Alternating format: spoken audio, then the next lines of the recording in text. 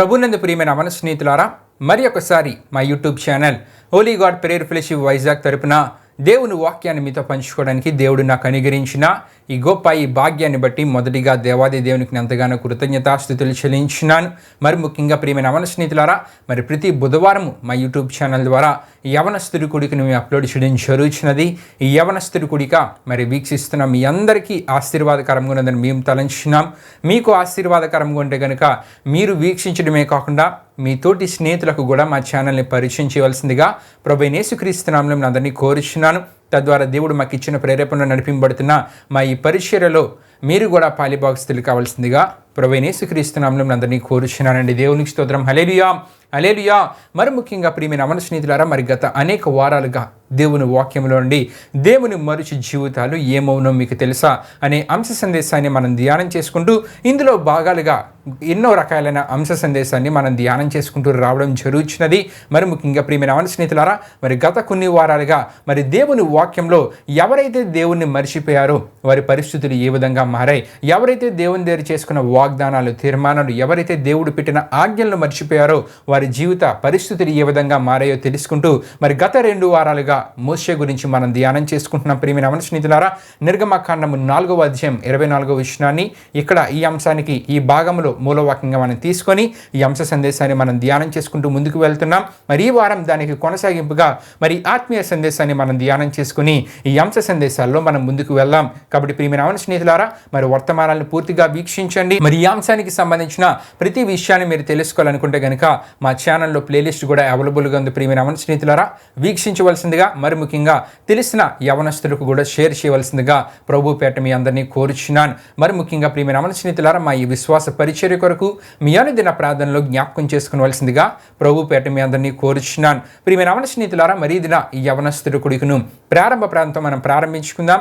అందరూ కళ్ళు మూసుకొని తల ఉంచుకుని ప్రార్థనలో నాతో పాటు ఏకీవించవలసిందిగా ప్రభువైన యేసుక్రీస్తు నామములో అందరినీ కోరుచున్నాను. ప్రార్థన చేసుకుందాం. మహిమాస్వరూపైన మా ప్రభువా, జీవాధిపతి అనేసియా, నీ ఘనమైన నామానికే మహిమ ఘనత ప్రభావం చెల్లించున్నాం దేవా. ఈ దినమున ఈ సమయంలో జరుగుతున్న యవనస్తుడి కొడుకుని మీరు దీవించండి, ఆశీర్వదించండి. పాట ద్వారా మీరే మహింపరచబడండి. వాక్యం ద్వారా వింటున్న ప్రతి ఒక్కరితో మీరే మాట్లాడండి. మరి ముఖ్యంగా వాక్యాన్ని తెలియజేస్తున్న నాపై నీ అభిషేకాన్ని నుంచి వివరిస్తుండగా ప్రతి ఒక్కరి సరైన విధానంలో అర్థం చేసుకోగలిగేలా మీరు కార్యాన్ని జరిగించండి. యవనస్తుని ప్రోత్సహిస్తున్న వాళ్ళ తల్లిదండ్రులందరినీ మీరు దీవించండి, ఆశీర్వదించండి. వీక్షిస్తున్న ప్రతి యవన సహోదరిని మీరు దీవించండి, యవన సహోదరిని మీరు దీవించండి, ఆశీర్వదించండి. ముగింపు ప్రార్థనలో తోడైన ముందుకు నడిపించండి. ఈ యవనస్తుడి కొడుక ప్రారంభము నుండి ముందు వరకు మీరు తోడైనమని మీకే వేలాది వందనములు కృతజ్ఞతాస్తుతులు చెల్లిస్తూ యేసు పరిశుద్ధ నామములో అడిగి వేడుకొనిచున్నాం తండ్రి, ఆమేన్. దేవునికి స్తోత్రం. హల్లెలూయా, హల్లెలూయా. ప్రార్థనలో నాతో పాటు ఏకీవించిన మీ అందరిని బట్టి ప్రభువుకి ఎంతగానో కృతజ్ఞతాస్తుతులు చెల్లించున్నానండి. మరి ఈ సమయంలో మా సహోదరుడు బెస్లేలు ఒక ఆత్మీయగీతాన్ని పాడుతారు. తన ఆత్మీయగీతాన్ని పాడుతున్న సమయంలో తనతో పాటు ఏకీవించి దేవుని నామాన్ని మహింపరచవలసిందిగా ప్రభు పేట మీ అందరినీ కోరుచు ఉన్నాను. దేవునికి స్తోత్రం. హల్లెలూయా, హల్లెలూయా.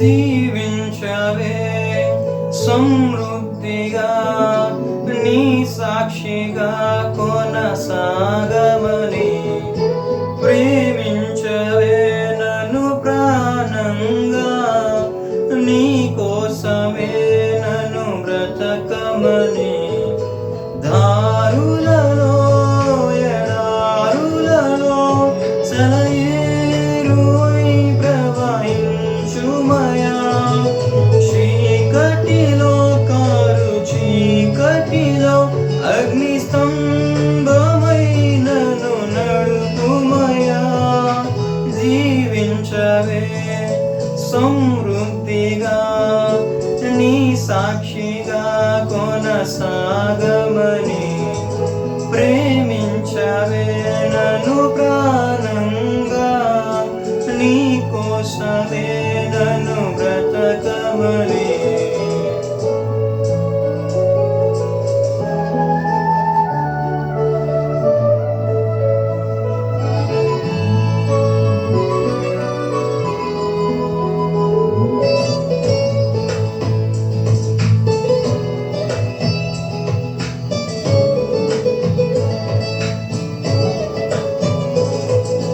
నువ్వే లేకుండా నేనుండలేను యేసయ్యా, నీ ప్రేమే లేకుండా జీవించలేను నేనయ్యా. నా ఒంటరి పయనంలో నా చెంతగా నిలిచావే, నే నడిచే దారుల్లో నా తోడై ఉన్నావే. నా ఒంటరి పయనంలో నా చెంతగా నిలిచావే, నే నడిచే దారుల్లో నా తోడై ఉన్నావే. ఊహలలో నా ఊసులలో నా ధ్యాస వాసమైనావే. శుద్ధతలో పరిశుద్ధతలో నిన్ను పోలి నన్నిల సాగమని దీవించవే. సమృద్ధిగా నీ సాక్షిగా కొనసాగమని ప్రేమించవే నన్ను ప్రాణంగా, నీ కోసమే నన్ను బ్రతకమని.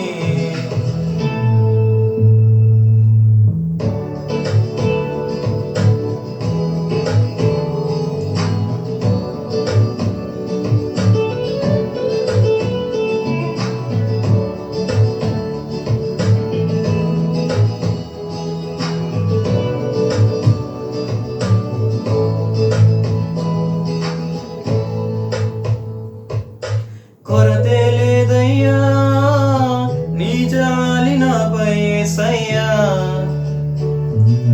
కొరతే లేదయ్యా సమృద్ధి జీవం నీవయ్యా.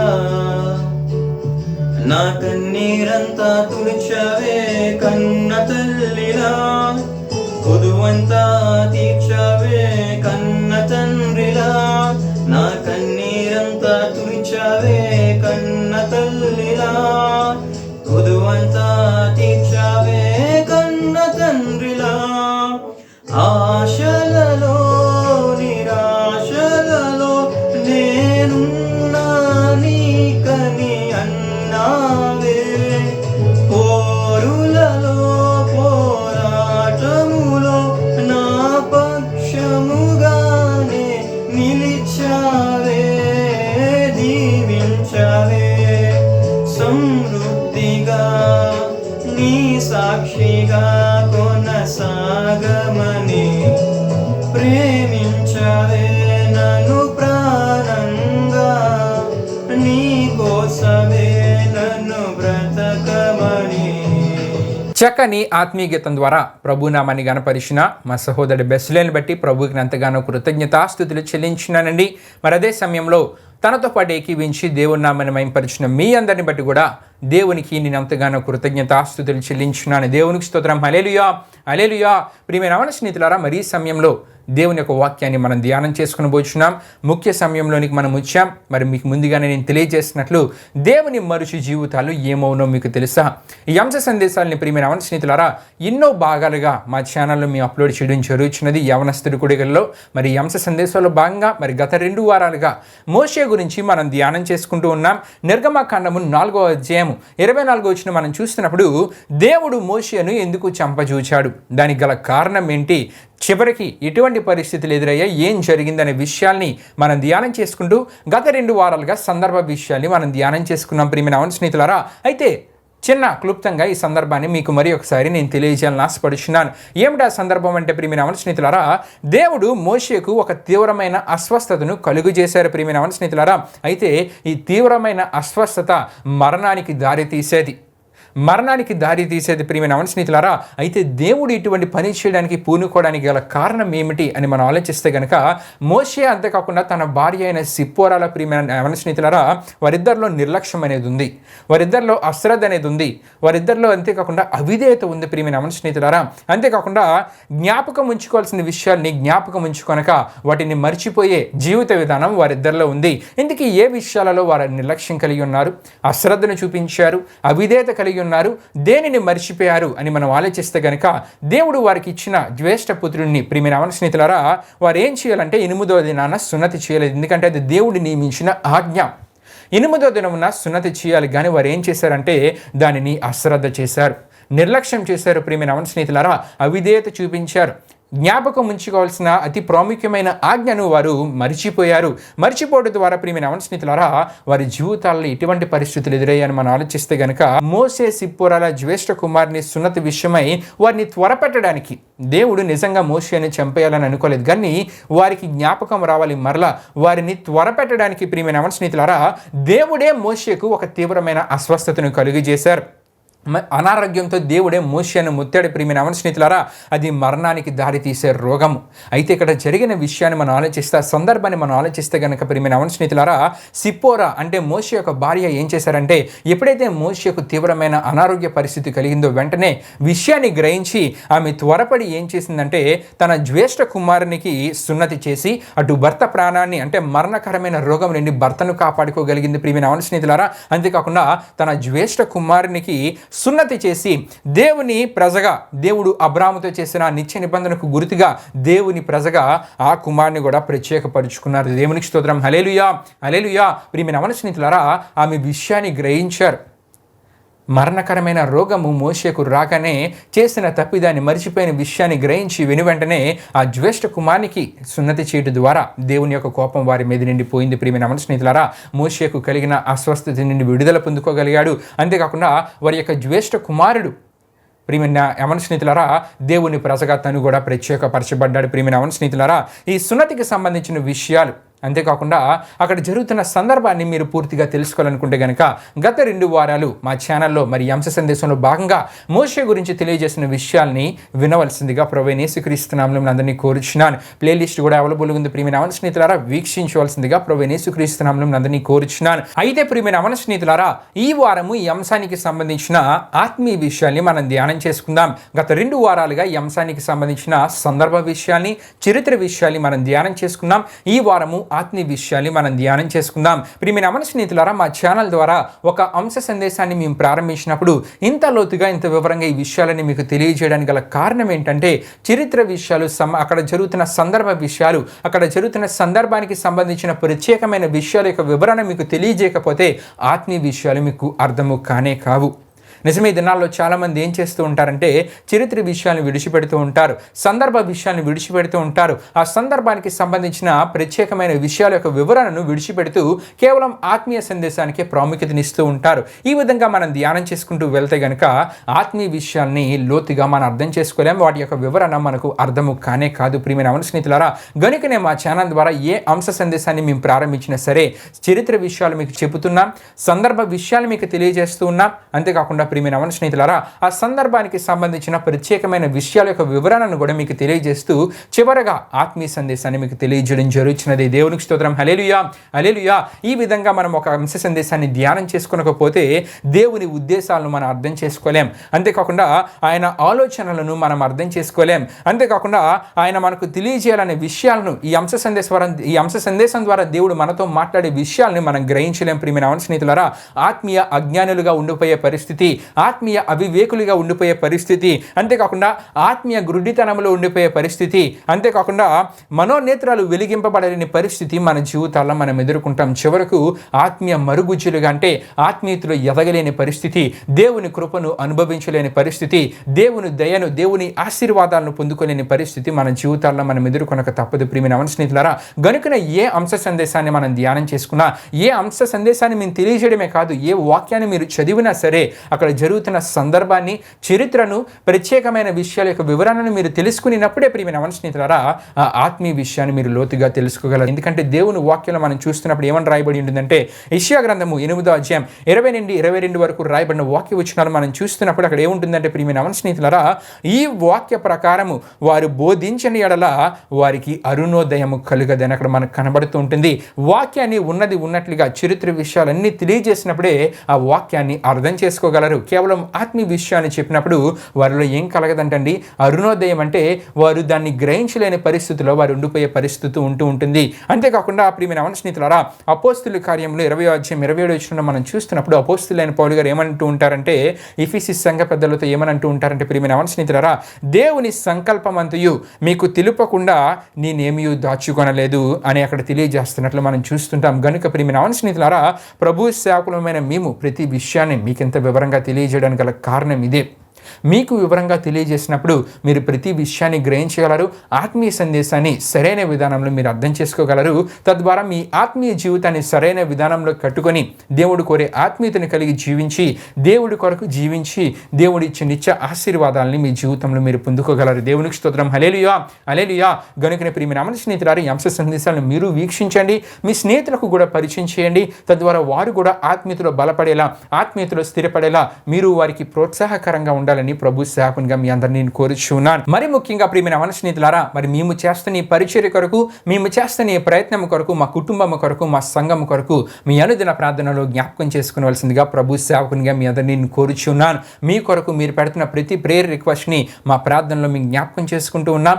మీ జీవితాల్లో దేవుడు తప్పక కార్యాలు చేస్తారు. దేవునికి స్తోత్రం. హల్లెలూయా, హల్లెలూయా. అయితే ప్రియమైన స్నేహితులారా, ఈ అంశ సందేశం ద్వారా మనకు తెలియజేయబడుతున్న ఆత్మీయ విషయాలు ఏమిటి అని మనం ఆలోచిస్తే గనుక, క్రీస్తుని కలిగిన క్రైస్తవ తల్లిదండ్రులైన వారు వారి పిల్లల విషయమై, వారి పిల్లలు దేవుని ద్వారా ఆశీర్వదించబడాలంటే వారు ఏం చేయాలంటే ఆలస్యము చేయక మంచి ఆత్మీయ నిర్ణయాలు తీసుకోవాలి. త్వరగా దేవుని వాక్య ప్రకారము ప్రార్థనాపూర్వకంగా, అంతేకాకుండా వాక్యానుసారంగా మంచి ఆత్మీయ నిర్ణయాలు తీసుకోగలిగితే ఆ తల్లిదండ్రులు కూడా క్షేమకరంగా ముందుకు వారి జీవితాలు కొనసాగుతాయి. వారి పిల్లలు కూడా గొప్పగా దీవించబడతారు, ఆశీర్వదించబడతారు. దేవుని కృపను వారి జీవితాల్లో, శాశ్వతమైన కృపను వారి జీవితాల్లో వారు పొందుకోగలుగుతారు. దేవునికి స్తోత్రం. హల్లెలూయా, హల్లెలూయా. ఎందుకు ఈ విషయాలు మీకు తెలియజేస్తూ ఉన్నానంటే, దేవుడు తన కొరకు ఏర్పరచుకున్న ఇశ్రాయేలీయుల జనాంగానికి చెందిన వారిగా ప్రజలు మారాలంటే దేవుడు ఒక ఆజ్ఞను తీసుకుని వచ్చారు. ఏమిటంటే సున్నతి చేయబడాలి. పురుషుడైన ప్రతి ఒక్కడు ఏం చేయబడాలండి? సున్నతి చేయబడాలి. అయితే దీని విషయమై మోసే, సిప్పోరాలు అంటే వారి యొక్క జ్యేష్ఠ కుమారునికి సున్నతి చేసే విషయంలో అశ్రద్ధను చూపించారు, నిర్లక్ష్యాన్ని చూపించారు, అవిధేయతను చూపించారు. ఆ విషయాన్ని మర్చిపోయారు.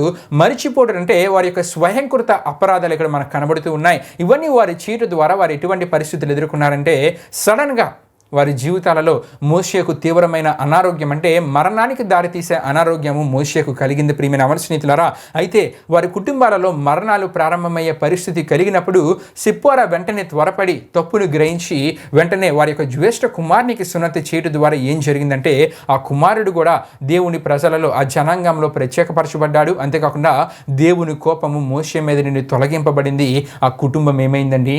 రక్షించబడింది. దేవునికి స్తోత్రం. హల్లెలూయా, హల్లెలూయా. ఆ కుటుంబము రక్షించబడింది. గనుక క్రైస్తవ తల్లిదండ్రులైన వారు ఆత్మీయ నిర్ణయాల విషయంలో ఆలస్యము చేయకూడదు. త్వరగా వాక్యానుసారంగా, దేవుని వాక్య ప్రకారము ప్రార్థనాపూర్వకంగా ఆత్మీయ నిర్ణయాలు తీసుకోవాలి. ఎటువంటి ఆత్మీయ నిర్ణయాలంటే, మీ కుమార్తెల విషయమై, మీ కుమారుల విషయమై నీటిమూలమైన బాప్టిజ విషయంలో వారు ఆ నీటిమూల బాప్టిజాన్ని తీసుకునే విషయంలో వారిని ప్రోత్సహించేవారుగా తల్లిదండ్రులైన వారు ఉండాలి. అంతేకాకుండా సంఘ సభ్యులుగా వారిని ప్రత్యేకపరచాలి. సంఘ మీటింగ్స్ జరుగుతున్నప్పుడు, ప్రార్థనా కూడికలు జరుగుతున్నప్పుడు వారిని ప్రోత్సహించాలి. వారిలో ఆసక్తి కలిగేలా వారిని ప్రేరేపించే ఆత్మీయత తల్లిదండ్రులలో ఉండాలి. అంతేకాకుండా ఇంకా మనం చూస్తున్నప్పుడు ఆత్మీయ విషయాలలో తల్లిదండ్రులైన వారు వారి పిల్లల్ని ప్రోత్సహించాలి.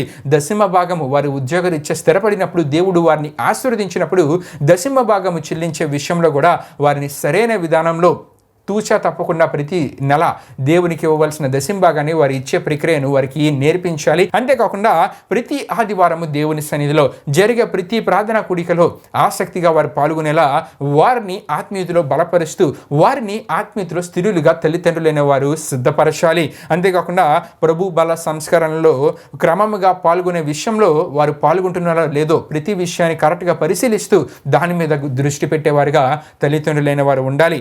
పేద సేవకులను బలపరిచే విషయాల్లో, ఉద్యోగరీత్యా పిల్లలు స్థిరపడినప్పుడు పేద సేవకులను ప్రోత్సహించే విషయాల్లో ఆ పిల్లలు ఆసక్తి చూపిస్తూ దానిలో కూడా ముందుకు వచ్చేలా వారిని తయారు చేయాలి. ప్రియమైన దేవుని బిడ్డలారా, అంతేకాకుండా దేవుని వాక్యాన్ని చదివే ఆత్మీయతను వారికి నేర్పించాలి. తల్లిదండ్రులైన వారు చిన్ననాటి నుండే దేవుని వాక్యాన్ని చదివే ఆత్మీయతను, క్రమముగా ప్రార్థన చేసే ఆత్మీయతను వారికి నేర్పించినప్పుడు యవన కాలానికి వచ్చినప్పటికీ దేవుని వాక్యాన్ని బట్టి వారి జీవితాన్ని జాగ్రత్తగా వారు కట్టుకోగలరు. యవన కాలంలో జాగ్రత్తగా వారి ఆత్మీయతను వారు చూసుకుంటూ ముందుకు వెళ్ళగలరు. ఇటువంటి ఆత్మీయతలో పిల్లలు స్థిరపడాలంటే తల్లిదండ్రులైన వారు వారిని ప్రోత్సహించాలి. పిల్లలైన వారిని దేవుని వాక్యాన్ని చదివే విషయంలో, ప్రార్థన విషయంలో వారిని ప్రోత్సహించేవారిగా తల్లిదండ్రులైన వారు ఉండాలి. అంతేకాకుండా దేవుని ఎడల విశ్వాసాన్ని వారికి నేర్పించాలి. తల్లిదండ్రులైన వారు దేనికైనా దేవుని మీద ఆధారపడాలనే విషయాన్ని వారికి నేర్పించేవారుగా తల్లిదండ్రులైన వారు ఉండాలి. ఈ విధంగా క్రైస్తవ విధి విధానాలతో తల్లిదండ్రులైన వారు వాటికి అత్యంత ప్రాముఖ్యతనిస్తూ ఆ విధానంలో పిల్లలను పెంచగలిగితే వారు తల్లిదండ్రులైన వారు సంతోషంగా జీవించగలరు. అంతేకాకుండా ప్రియమైన స్నేహితులారా, ఆ పిల్లలు కూడా ఏ విధంగా ఉండగలరంటే దేవుని కృప, దేవుని ఆశీర్వాదంతో వారి జీవితాలు సమాధానంగా, సంతోషంగా ముందుకు వెళ్తాయి. దేవునికి స్తోత్రం. హల్లెలూయా, హల్లెలూయా. అయితే నేటి దినాల్లో మనం చూస్తున్నప్పుడు కొంతమంది క్రీస్తుని కలిగిన క్రైస్తవ తల్లిదండ్రులు దీనికి పూర్తి భిన్నంగా కనబడుతున్న వారిని మనం చూస్తూ ఉంటాం. ఏ విధంగా ఉంటూ ఉంటారంటే, యవన కాలం కదండి, యవన కాలంలోనే కదా వారు ఎంజాయ్ చేయగలరు, మరలా ఈ యవనం వారికి తిరిగి రాదు కదని చెప్పి వారి పిల్లలను ఎంజాయ్ చేయండి, మీకు నచ్చినట్లుగా జీవించండి అని ప్రోత్సహిస్తూ ఉంటారు.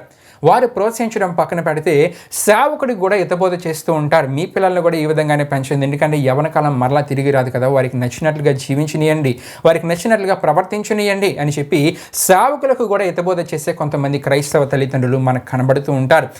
మరీ దారుణమైన పరిస్థితి ఏంటంటే, సేవకుడు ఒకవేళ ఖండిస్తూ ఉన్నప్పుడు యవనస్తులను ఖండించినప్పుడు యవనస్తుడు జాగ్రత్త పడదామని వారు ఆలోచన కలిగి ఉన్నప్పుడు తల్లిదండ్రులైన వారు ఏం చేస్తూ ఉన్నారంటే, కొంతమంది ఆ పాస్టర్ గారు ఆ విధంగానే చెప్తారా, నువ్వు పాస్టర్ గారి మాటలను పట్టించుకోకు, నీకు నచ్చినట్లుగా నీవు ఉండు, నువ్వు ఎక్కడికైనా బయటికి వెళ్దామనుకుంటున్నావా, విహారయాత్రలకు వెళ్దామనుకుంటున్నావా, నాకు చెప్పు, నా ఏటీఎం కార్డు తీసుకో, మీ నాన్నగారి ఏటీఎం కార్డు తీసుకో, నీకు నచ్చినట్లుగా ధనాన్ని ఖర్చు పెట్టు, నీకు నచ్చినట్లుగా సంతోషంగా జీవించని పిల్లల్ని తప్పు మార్గం వైపు ప్రోత్సహిస్తున్న కొంతమంది తల్లిదండ్రులు మనకు కనబడుతూ ఉంటారు.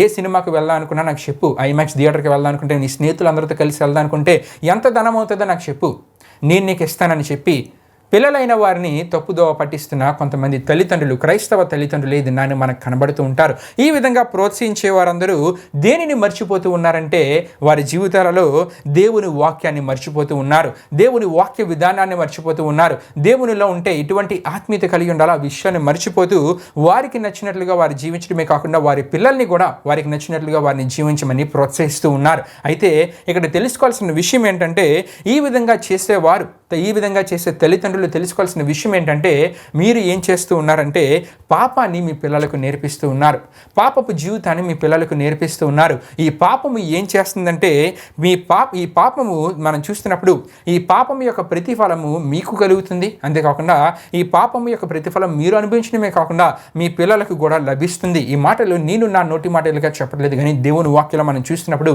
సంఖ్యాకాండము 32వ అధ్యాయము 23వ వచనంలో మనం చూస్తుంటే, మీ పాపము మిమ్మల్ని పట్టుకున్నని మనకు కనబడుతూ ఉంటుంది. మూల భాషలో మనం చూస్తున్నప్పుడు మీ పాప ఫలము మీకు లభించునని అక్కడ మనం చూస్తుంటాం. కాబట్టి ఈ విషయాల్ని ఇంతగా మీకు తెలియజేయడానికి గల కారణం ఏంటంటే, క్రైస్తవ తల్లిదండ్రులైన వారు వారి పిల్లలను ఆత్మీయతలో బాగా స్థిరపరచాలి, ఆత్మీయతలో స్థిరంగా వారిని పెంచాలి, ఆత్మీయ విషయాలని వారికి నేర్పిస్తూ ఏ ఆత్మీయ నిర్ణయాలు వారు తీసుకున్నా సరే ఆలస్యం చేయకుండా త్వరగా ప్రార్థనాపూర్వకంగా దేవుని వాక్య నిర్ణయాల ప్రకారం వారు తీసుకుంటూ వారు ముందుకు వెళ్ళాలి తప్ప, ఇటువంటి ఎంజాయ్ చేయండి, మీకు నచ్చినట్లుగా జీవించండి అనే జీవితాన్ని వారికి నేర్పించినట్లయితే అది ఒక పాపముగా వారిని పట్టుకొని ఆ పాపానికి ప్రతిఫలము వారు అనుభవిస్తారు. ఆ పాపానికి ప్రతిఫలము మీ తల్లిదండ్రులైన వారు కూడా వారి జీవితాలలో అనుభవించక తప్పదు. నిజమే, మనం వార్తల్లో వింటూ ఉంటున్నప్పుడు చాలామంది గురించి మనం చూస్తుంటే, ఆ అబ్బాయి ఈ అమ్మాయిని తీసుకొని వెళ్ళిపోయాడంటని చెప్పి కేసులు పెట్టి వాళ్ళ తల్లిదండ్రులైన వారిని అరెస్ట్ చేయడం కూడా మనం న్యూస్లో వింటూ ఉంటాం. అప్పుడు వరకు తల్లిదండ్రులైన వారికి ఈ విషయాలు ఏమీ తెలియదు. సడన్గా పోలీసులు వచ్చి అరెస్ట్ చేసినప్పుడు ఈ విషయాలు తెలుస్తుంటే అప్పుడు వరకు ఆ విషయాలు వారు గ్రహించలేరు. ఎందుకంటే పిల్లలను వారికి నచ్చినట్లుగా జీవించమని విడిచిపెట్టారు కాబట్టి, పిల్లల విషయంలో సరైన శ్రద్ధ వారికి కలిగి ఉన్నారు కాబట్టి ఏ విషయాన్ని వారు తెలుసుకోలేరు. చివరకు ఇటువంటి పరిస్థితులు వారు ఎదుర్కొంటూ ఉంటారు. ఇటువంటి వార్తల్లో వింటూ ఉన్నాం ప్రియమైన స్నేహితులారా. కాబట్టి ఈ విషయాలను ఇంత వివరంగా మీకు తెలియజేస్తూ ఉన్నాను, ఎందుకంటే ప్రతి విధి మనం తెలుసుకోవాలి. తల్లిదండ్రులైన వారు పిల్లలని ఆత్మీయతలో స్థిరంగా పెంచాలి. తల్లిదండ్రులైన వారు స్థిరంగా పెంచుతున్నప్పుడు ఆ యవన కాలానికి వచ్చినప్పుడు ఆ యవనస్తుడు కూడా ఏ విధంగా ఉండాలంటే, ఆ ఆత్మీయతలో స్థిరంగా బలంగా నిలబడినప్పుడే తల్లిదండ్రులు కూడా సంతోషంగా జీవించగలరు, దేవుని యొక్క కృపా సమృద్ధిని వారి జీవితాలలో అనుభవించగలరు. ఆ పిల్లలు కూడా ఆత్మీయతలో బలంగా జీవించడం ద్వారా దేవుడిచ్చు సంతోషకరమైన ఆశీర్వాదాలను వారి జీవితాలు అనుభవించగలరు. దేవునికి స్తోత్రం. హల్లెలూయా, హల్లెలూయా. ప్రియమైన స్నేహితులారా, మోసేసి పోరాలు ఆలస్యం చేశారు. తీసుకోవాల్సిన ఆత్మీయ నిర్ణయం విషయంలో ఆలస్యం చేశారు. ఆలస్యం చేయటం ద్వారా ఇటువంటి పరిస్థితులు వారి జీవితాలలో ఎదుర్కొన్నారు. మరణకరమైన పరిస్థితులు వారి కుటుంబంలో ప్రారంభం అవ్వాల్సింది, కానీ సిప్పోరా ఆ విషయాన్ని గ్రహించి త్వరపడి వెంటనే తన కుమారునికి సున్నతి చేయటం ద్వారా వారు తన కుమారుని ఆమె రక్షించుకోగలిగింది, తన భర్తను కూడా దేవుని కోపం నుండి రక్షించుకోగలిగింది. కాబట్టి ప్రియమైన స్నేహితులారా, ఈ వారం ఈ అంశ సందేశాన్ని ముగిస్తూ ఉన్నాను. క్రైస్తవ తల్లిదండ్రులైన వారు ఆత్మీయ నిర్ణయాల విషయంలో ఆలస్యం చేయకూడదు. ఆత్మీయ నిర్ణయాలు సరైన విధానంలో తీసుకొని వారి పిల్లలను సరైన విధానంలో సరైన ఆత్మీయతలో పెంచాలి. అంతేకాకుండా ఆ పిల్లలు కూడా యవ్వన కాలానికి వచ్చేసరికి దేవుడు కోరే ఆత్మీయతను కలిగి జీవించాలని దేవుని వాక్యం క్లియర్గా మనకు తెలియజేస్తుంది. కాబట్టి ప్రియమైన స్నేహితులారా, ఈ అంశ సందేశాన్ని మనం ముగించుకుందాం. వచ్చే వారం దీనికి కొనసాగింపుగా మరికొన్ని ఆత్మీయ విషయాలు మనం ధ్యానం చేసుకొని ఈ అంశ సందేశంలో మనం ముందుకు వెళ్దామండి. దేవుడి పరిశుద్ధ వాక్యాన్ని మన వినికిడిలో దీవించునుగాక. ఆమేన్. ప్రియమైన స్నేహితులారా, యవనస్తుడి కొడుకును ముగింపు ప్రాంతం మనం ముగించుకుందాం. అందరూ కళ్ళు మూసుకొని తలలో ఉంచుకొని ప్రార్థనలు నాతో పాటు ఏకీవించవలసిందిగా ప్రభువైన యేసుక్రీస్తు నామమున అందరినీ కోరుచున్నాను. ప్రార్థన చేసుకుందాం. మహిమ స్వరూపైన మా ప్రభువా, జీవాధిపతి అయిన యేసయ్యా, నీ ఘనమైన నామానికే మహిమ ఘనత ప్రభావం చెల్లించినాం దేవా. ఇప్పటి వరకు జరిగిన యవనస్తుడి కొడుకులో మాతో పాటు తోడుగుండి నడిపించిన దేవా, మీకే వేలాది వందనములు కృతజ్ఞతాస్తుతులు చెల్లించిన వేసా. మరి వాక్యాన్ని విన్న ప్రతి ఒక్కరిని మీరు దీవించండి, ఆశీర్వదించండి. వాక్యాన్ని అర్థం చేసుకునే విధానంలో సరైన విధానంలో అర్థం చేసుకొని ఆ వాక్యాన్ని విని ఆ వాక్య ప్రకారం వారి జీవితాల్లో వారు ముందుకు వెళ్ళగలిగేలా మీరు కార్యాన్ని జరిగించండి. హెచ్చరికపు మాటలను కూడా సరైన విధానంలో అర్థం చేసుకోగలిగేలా మీరు కార్యాన్ని జరిగించండి. అటువంటి ఆత్మీయతను వారందరికీ మీరు దయచేయండి. ఈ యవనస్తుడు కూడిక ప్రారంభం నుండి ముందు వరకు తోడైనందుకు మీకే వేలాది వందనములు కృతజ్ఞతాస్తుతులు చెల్లిస్తూ యేసు పరిశుద్ధ నామములో అడిగి వేడుకొనిచున్నాం తండ్రి. ఆమేన్. యేసు రక్తమే జయం, ప్రభేసు రక్తమే జయం, ప్రభేసు రక్తం సంపూర్ణమైన విజయం. అపవాది క్రియలకు అనంత నాశనం కలుగునుగాక. ఆమేన్. ప్రభు మిమ్మును మీ కుటుంబములను దీవించునుగాక. ఆమేన్.